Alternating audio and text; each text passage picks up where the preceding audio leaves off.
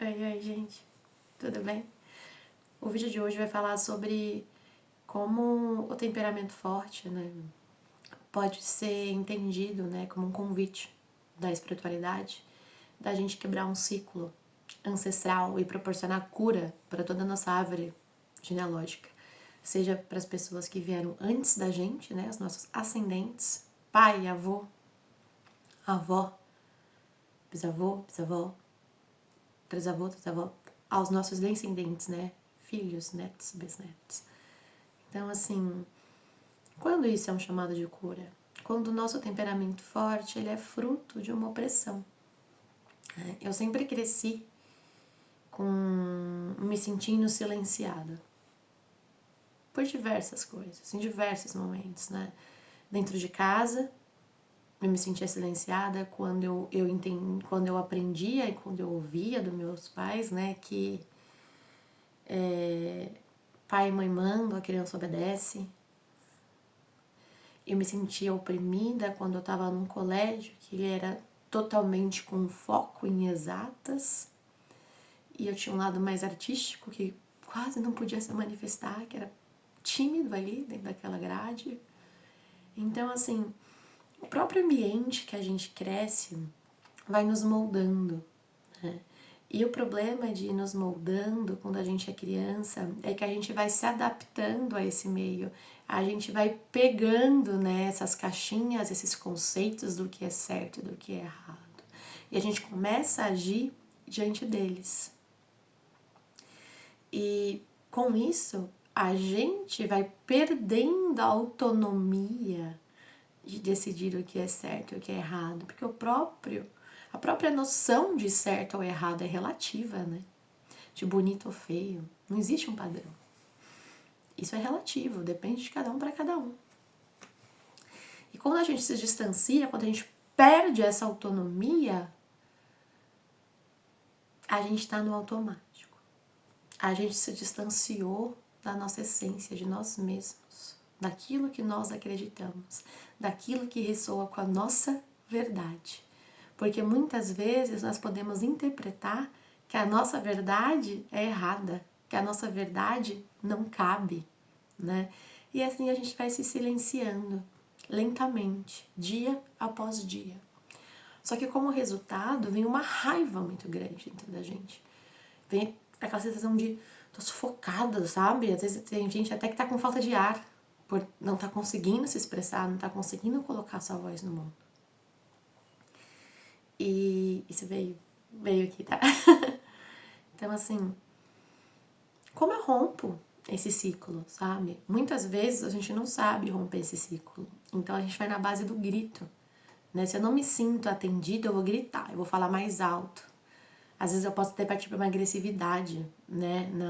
Seja na minha maneira de falar, seja num gesto, né? E aí começa mais rótulos, do tipo, você tem temperamento forte, você é petulante.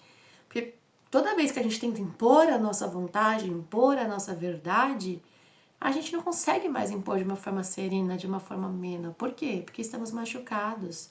Porque nós já estamos engolindo a nossa verdade, ou chega um momento que ela vem pra fora com tudo. Entende? Nos tirando muitas vezes até a racionalidade.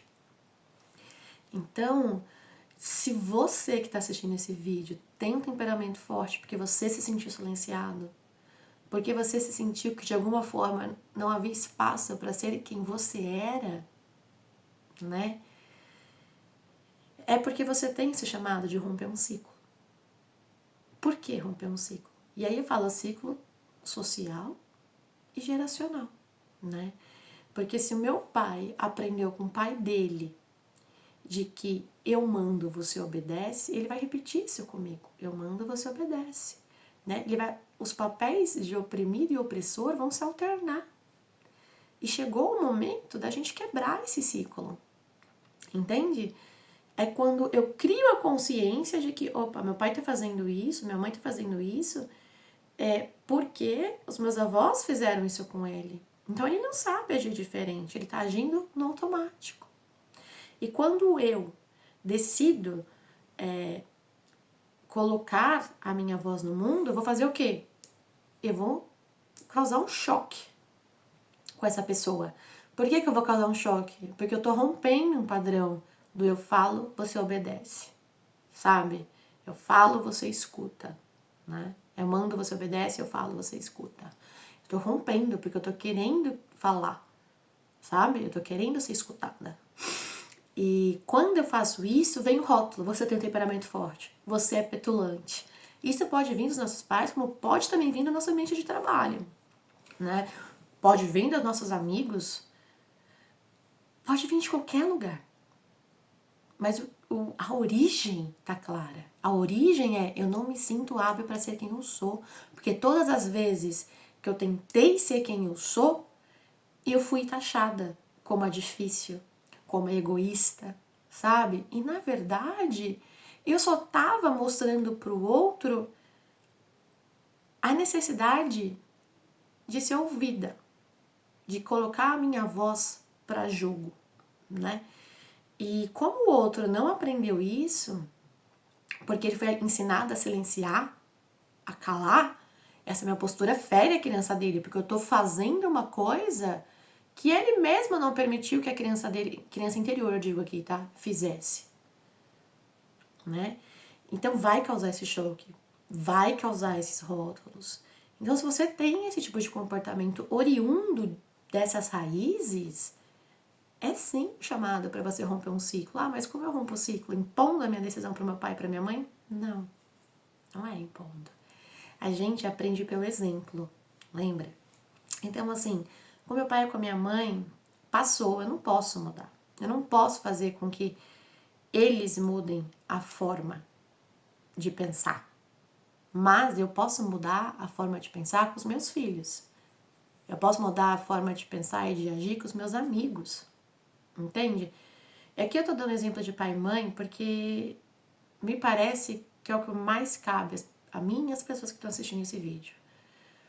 Se eu aprendi que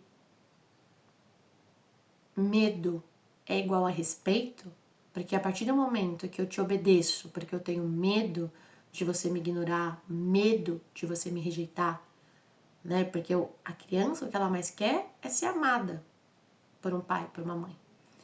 E se eu vejo que a minha atitude te desagrada, se a minha atitude choca com aquilo que você espera, o que você vai fazer?